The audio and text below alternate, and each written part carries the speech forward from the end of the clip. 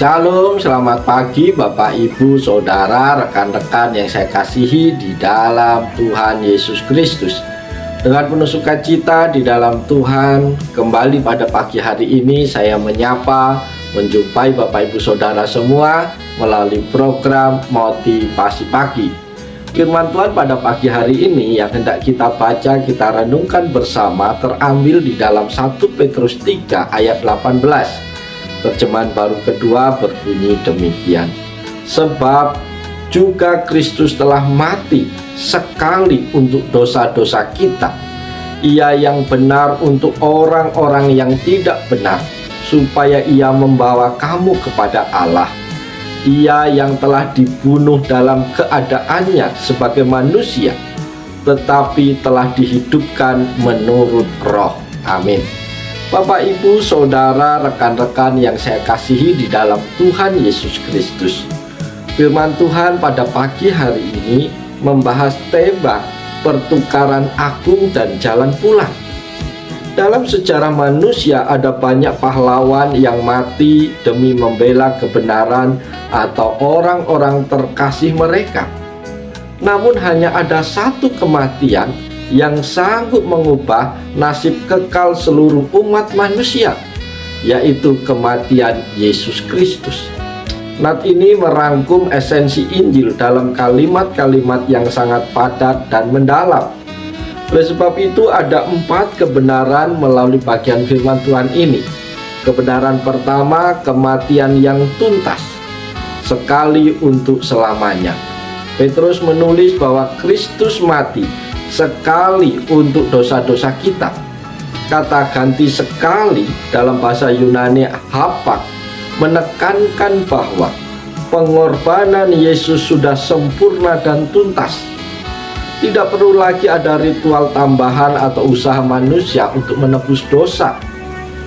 Yesus telah membayar lunas seluruh hutang dosa kita di kayu salib.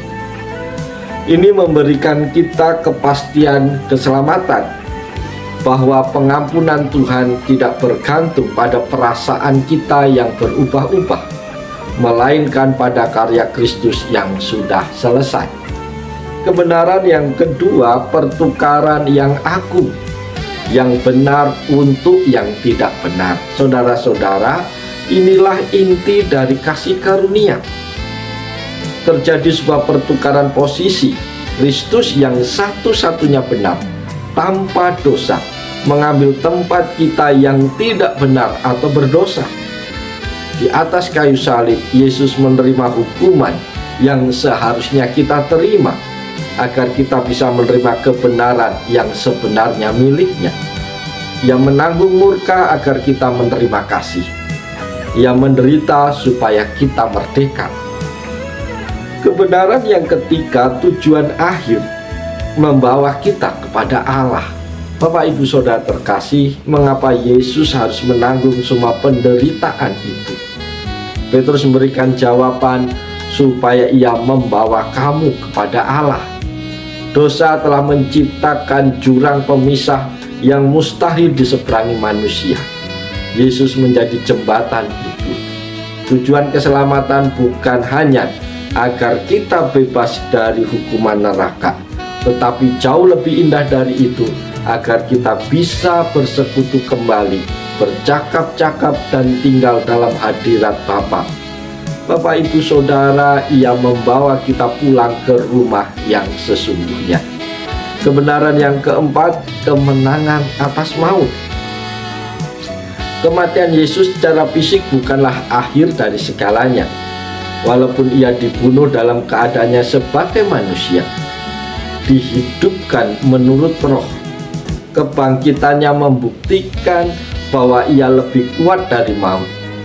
Ia memberikan kita pengharapan bahwa penderitaan fisik apapun yang kita alami di dunia ini tidak akan mampu mengalahkan hidup baru yang Tuhan berikan di dalam kitab melalui Roh-Nya.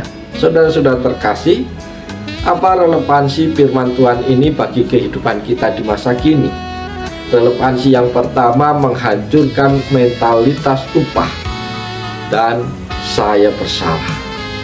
Banyak orang saat ini hidup dalam tekanan untuk selalu tampil sempurna, baik di media sosial maupun dalam kehidupan beragama.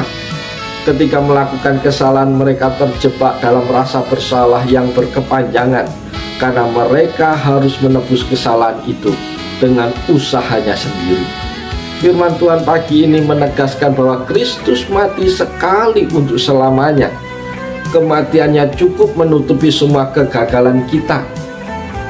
Kita tidak perlu lagi mencoba membayar dosa kita dengan kebaikan-kebaikan yang melelahkan. Sebaliknya, kita bisa hidup dengan penuh syukur karena hutang kita sudah lunas dibayar oleh si benar untuk kita yang tidak benar. Yang kedua, memulihkan hubungan yang retak atau rekonsiliasi. Bapak Ibu Saudara terkasih, dunia modern seringkali menderita karena kesepian dan keterasingan. Banyak orang merasa jauh dari Tuhan, entah karena mereka tidak layak atau karena memandang Tuhan sebagai sosok yang jauh dan menakutkan. Tujuan utama Kristus adalah supaya Ia membawa kamu kepada Allah. Keselamatan bukan sekedar tiket ke surga, melainkan pemulihan relasi. Sejauh apapun kita merasa terhilang atau sehancur apapun masa lalu kita, jalan untuk pulang kepada Bapa selalu terbuka. Kita memiliki akses langsung untuk berkomunikasi dengan Allah kapanpun dan dimanapun, karena jembatan itu sudah dibangun oleh Yesus. Yang ketiga, kekuatan untuk menghadapi ketidakadilan. Bapak Ibu Saudara, dalam konteks aslinya Petrus menulis ini kepada orang-orang yang menderita karena melakukan hal yang benar. Di zaman sekarang, kita mungkin mengalami ketidakbenaran di kantor, dikhianati teman, atau dipojokkan karena memegang prinsip iman. Yesus adalah teladan tertinggi tentang bagaimana menghadapi ketidakadilan. Ia yang benar menderita bagi yang tidak benar. Penderitaan karena kebenaran bukanlah sebuah kekalahan. Kristus yang dibunuh secara fisik justru dihidupkan menurut roh. Ini memberikan perspektif baru bahwa saat kita menderita demi kebenaran, Tuhan sedang bekerja dalam kita dan kemenangan akhir pasti menjadi milik kita. Bapak Ibu Saudara yang dikasihi oleh Tuhan, biarlah melalui kebenaran firman Tuhan pada pagi hari ini kita diingatkan, kita dimotivasi bahwa penderitaan di dunia ini bukanlah akhir dari segala sesuatu. Yesus ada bersama dengan kita. Segala kutuk dosa telah ditanggungnya, supaya kita menjadi manusia-manusia yang merdeka, yang senantiasa mampu menikmati persekutuan yang indah dengan Allah. Sebab itu, mari kita jalani hari ini dengan sukacita, dengan semangat. Lakukanlah yang terbaik, karena Tuhan sudah melakukan yang terbaik bagi kita. Sebab itu, selamat pagi, selamat berkarya. Tuhan Yesus menolong, Tuhan Yesus memberkati kita semua. Salam haleluya. Amin.